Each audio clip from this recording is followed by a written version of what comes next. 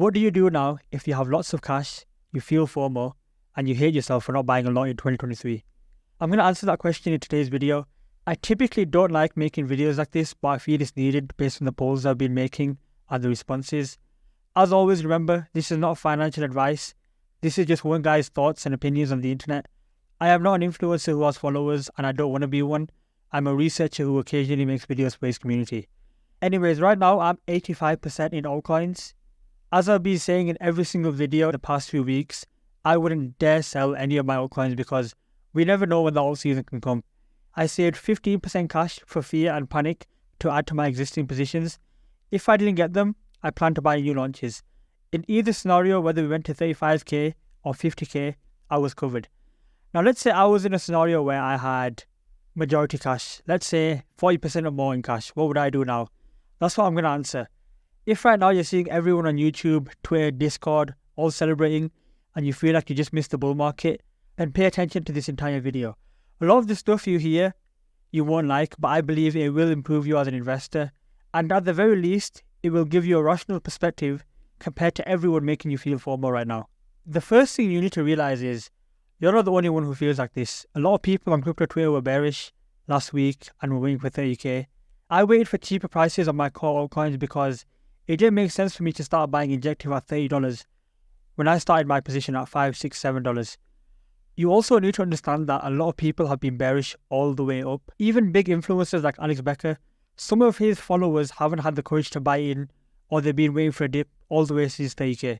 The second thing you need to realize is, most altcoins haven't actually done anything crazy. In fact, Bitcoin has been outperforming most if you look at the top 30. And you can see that through how much the Bitcoin dominance is rising. That means the real alt season, which is what we're here for in the first place, isn't here yet. You should be grateful for that because it gets really tough to start allocating once we're in the middle of that. So to sum up, you're still early to altcoins. On a longer term time frame, they're not extremely expensive to the point where you can't invest anymore. So don't beat yourself up if you've got a lot of cash, because that thinking won't help you now. Now here's what my approach to the market would be right now if I had 40% or more in cash. In a moment, I'll tell you the specific coins you can still look at that haven't gone, but you need to listen to this bit first. The absolute first thing I do is, which is extremely boring, but actually the most important thing, is to find out why you weren't allocated before. If it's just because you returned to crypto, that's not so bad. If it's because you're scared to buy in because you don't want to lose money, that means you can't accept volatility on your position sizing. Another thing it tells you is, you don't have a strategy. You don't have a process for identifying when to start allocating capital. For me personally, when we went to 38k, I knew it was the time to start allocating capital. That was just based on gut feeling. And when someone asked me what they should do if they had 100% cash, I told them you have to start now. And this is precisely why you need a network of people. If you spend all day consuming Twitter and YouTube content like this, they can only tell you what color the candles are. You'll never want to buy in at the right time consuming this type of content. You have to be able to differentiate yourself from somebody who just consumes YouTube content and uses that to make their investment decisions. Because I guarantee you, if you're someone who does that, someone who relies on YouTubers, in the long run, you're going to lose a lot of money. In a few days, I'm releasing a full investing course for free on YouTube. That helps you create strategies to avoid missing out on big moves like this. Now, I know this isn't useful to you right now if you have a lot of cash. So this is what I would honestly do next. I'd look at the coins I have in my portfolio and actually believe in. Everyone knows my coins are Tier, Beam, Injective and Casper. That's where most of my money is for altcoins.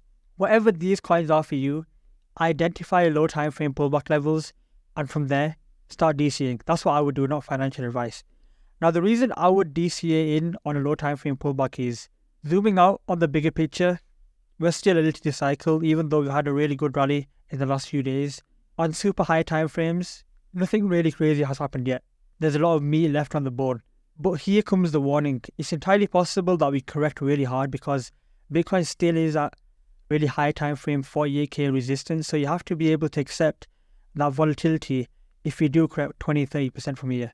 So this is what I'd honestly do. I'd create a mental hedge. I think to myself, how much can I buy now that makes me happy if you go up and also happy if you go down?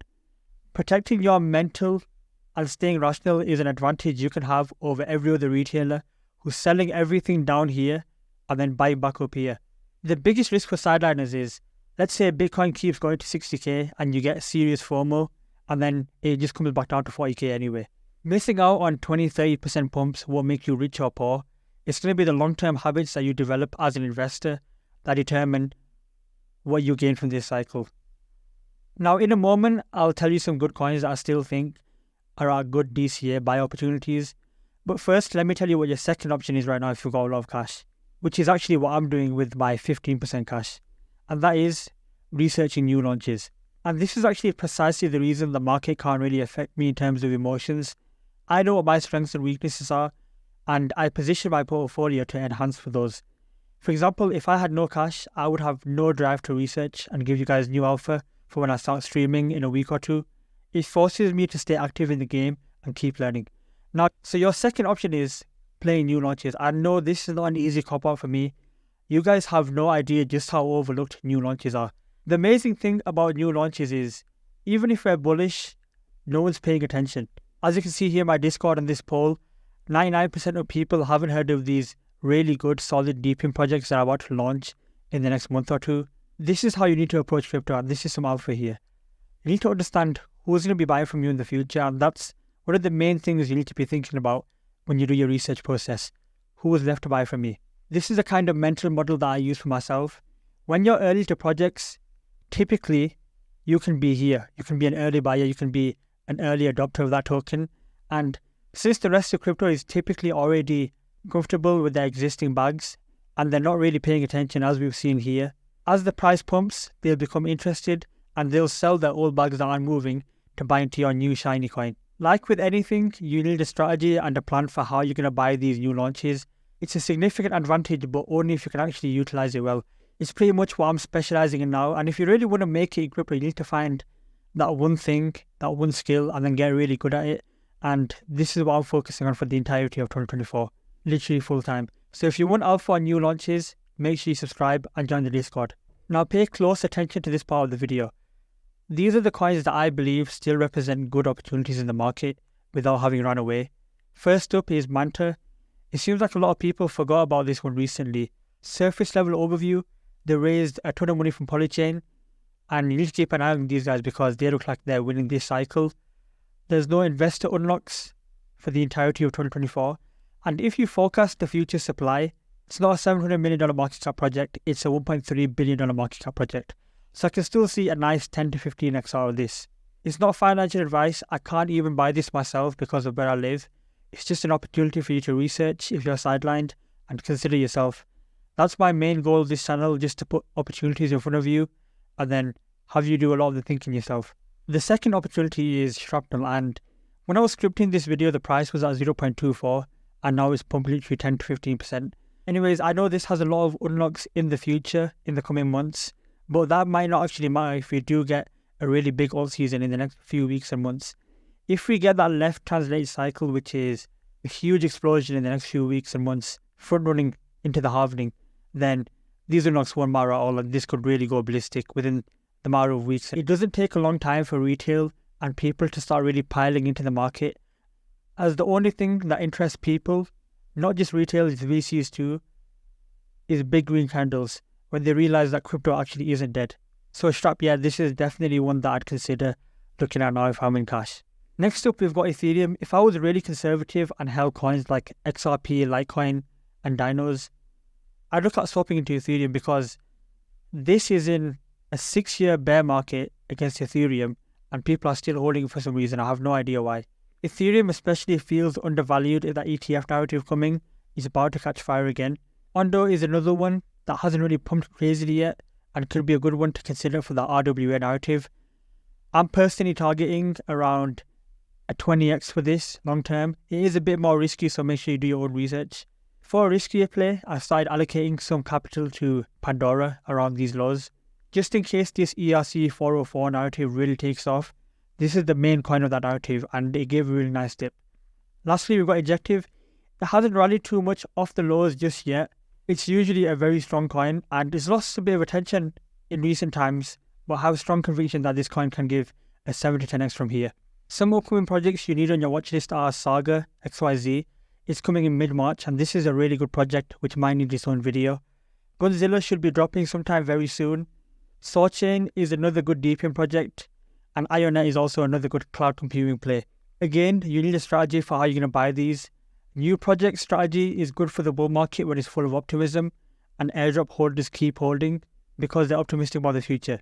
I'll have a video properly comparing and analyzing all of these plays in depth, so subscribe if you want to see that. In terms of my existing call coins, because I know I'm going to get questions about it, I've been shilling these for a few months now, to the point where people are starting to hate me for how much I'm shilling them, and I honestly can't recommend buying these at these levels now.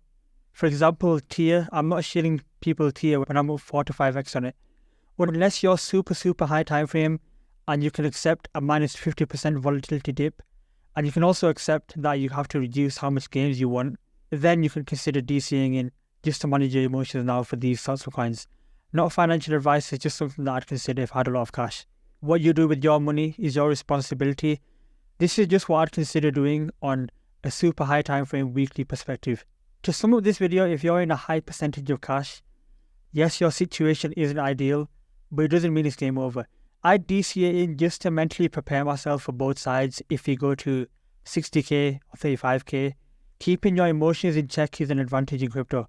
I'd look to train myself on buying red candle dips, even low time frame dips. I would just wait for them just so I get used to the habit. I think building good habits for the next 2 years is a lot more important than if you bought Beam over here or if you bought Beam over here. Also, even if you're 10 to 20% in cash right now, keeping some for downside and for new projects isn't a daft idea. That's what I'm doing. So remember, if you want to see what new launches I end up buying, then subscribe for when I start live streaming. I would say the scariest thing for me is this left translated cycle theory, because if we go up now and we have euphoria in the next few weeks and couple of months, the rest of the year is going to be shit.